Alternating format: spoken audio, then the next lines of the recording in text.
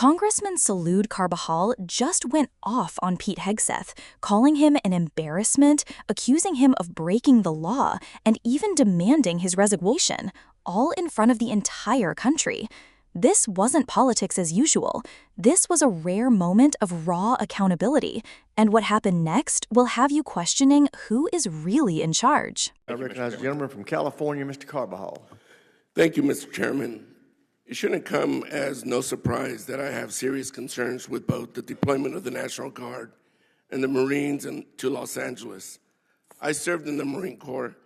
We are trained to be war fighters, not for crowd control.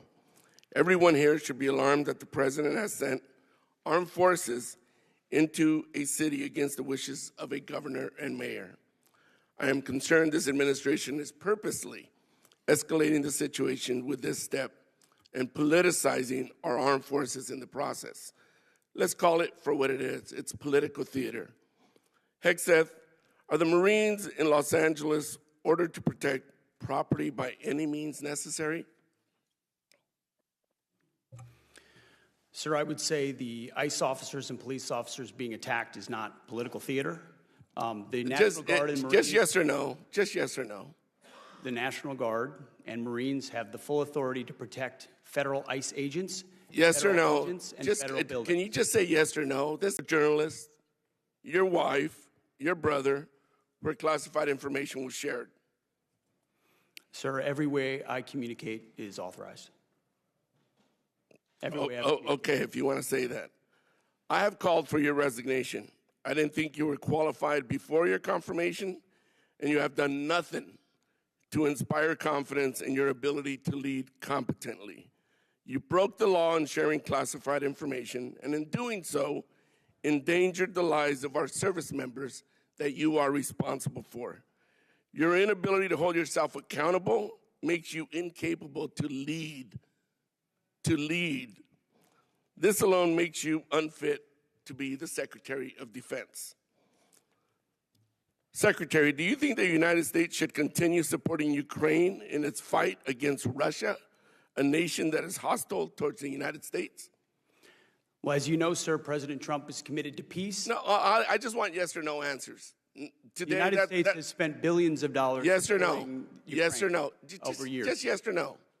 Can I get a yes or no out of you?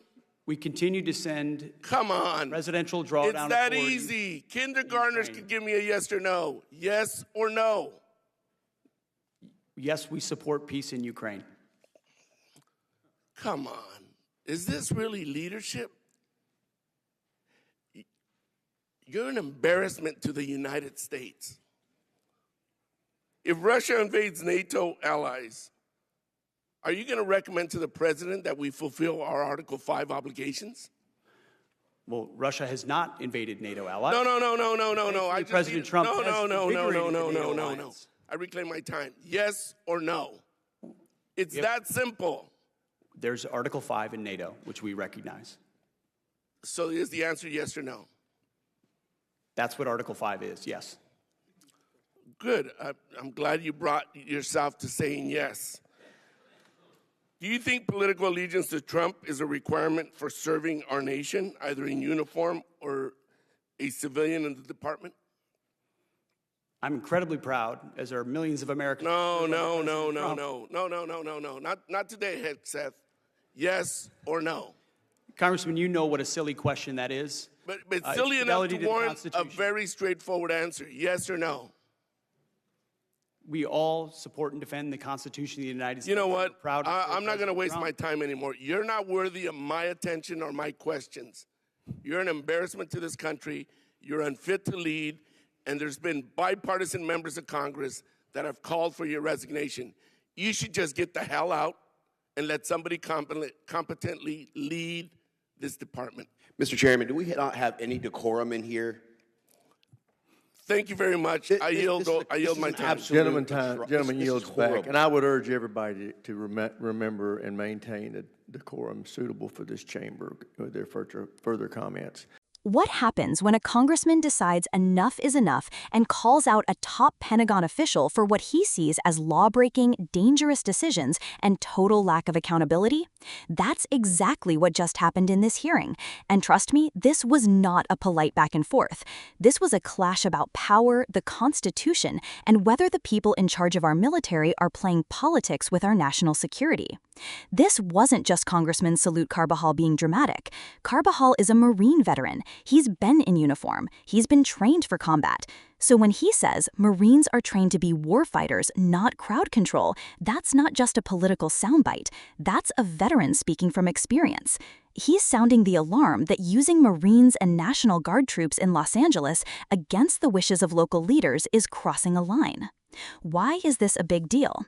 In the United States, we have a law called the Posse Comitatus Act. It's a law that limits the federal government from using the military for domestic law enforcement. The reason that law exists is to prevent America from ever looking like a military dictatorship, where soldiers are sent to police our streets. Carbajal is essentially saying, we're not supposed to use troops this way. This is dangerous and it's political. And then the confrontation gets heated. Carbajal presses Hegseth again and again for yes or no answers, and Hegseth resists. This is where the tension becomes really clear. Carbajal is not just asking questions, he's demanding accountability. And when Hegseth tries to dodge, Carbajal calls him out directly. The most serious moment, when Carbajal accuses Hegseth of sharing classified information in a group chat with his wife, brother, and even a journalist. If true, that is a massive breach. Classified information is classified for a reason, because revealing it could put troops in danger or compromise operations. Carbajal goes so far as to say that by doing this, Hegseth endangered service members' lives. That's not just political rhetoric. That's a charge that strikes at the heart of what it means to protect the very people you're supposed to lead. And then Carbajal drops the hammer, calling Hegseth an embarrassment, saying he's unfit to lead, and calling for him to resign. This is rare. Members of Congress don't casually call cabinet officials embarrassments on live television. This was a public dressing down, and it shows just how frustrated lawmakers are with what they see as a lack of transparency and accountability. Carbajal's final point is just as important. He asks whether political loyalty to Donald Trump is now a requirement for serving in government. That's a powerful question because it touches on something much bigger, whether America's military and civilian institutions are being politicized. These institutions are supposed to serve the Constitution, not any one president. When Carbajal demands a yes or no answer and gets a vague response, it only adds to the tension and drama of the moment. Whether you agree with Carbajal or think he went too far, this hearing shows why oversight hearings matter. This is one of the few times the public gets to see elected officials directly challenge powerful members of the administration on live television and demand answers that affect all of us. It's about whether the people making life and death decisions are willing to be held accountable. And that's why this moment is so striking. It's not just about one hearing or one argument. It's about the health of our democracy, about whether Congress is still willing to check executive power, and about whether leaders can be trusted to follow the law even when no one is watching. So here's my question to you. Do you think Congressman Carbajal was right to call for Hegseth's resignation, or did he cross a line by making it so personal? Drop your thoughts in the comments. I really want to hear what you think, because this conversation is bigger than just one man. It's about what kind of leadership we expect in this country.